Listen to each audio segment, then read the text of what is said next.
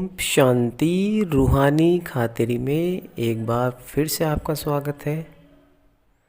बाबा हमें एक महान तपस्वी बनाना चाहते हैं। महान तपस्वी की निशानी है कि उसकी मन की स्थिति सदैव एक रस होगी।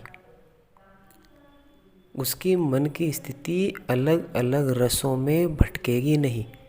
अर्थात कभी अच्छी बात सुनी तो मन की स्थिति अच्छी हो गई, कभी यदि कुछ गलत सुन लिया तो मन की स्थिति नीचे गिर गई।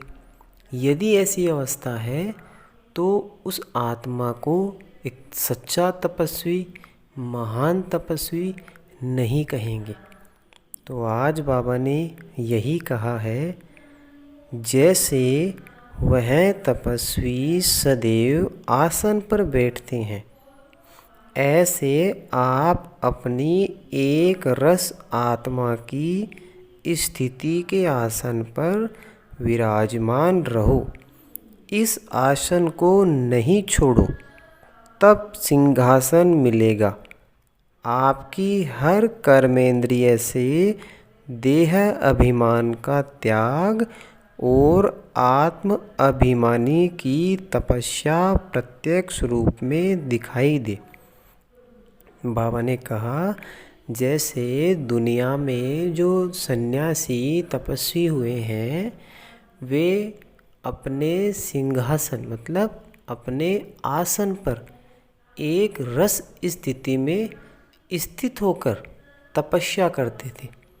ऐसे नहीं थोड़ी देर तपस्या की फिर उठ गए, फिर थोड़ी देर बैठे फिर उठ गए, ऐसे नहीं।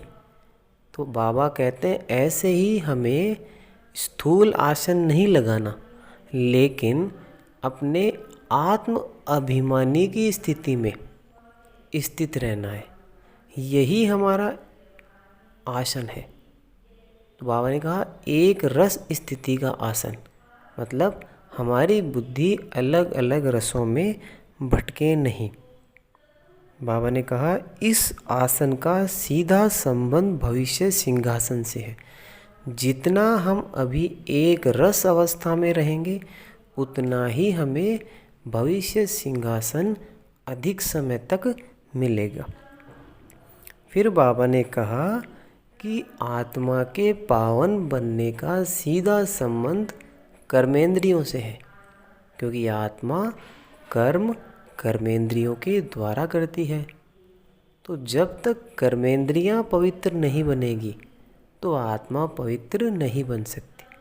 इसलिए बाबा ने कहा अपनी हर कर्मेंद्रिय से देह अभिमान का त्याग, अर्थात आत्मा अपने स्वधर्म में स्थित होकर मालिक बनकर फिर कर्मेंद्रियों से कर्म कराए।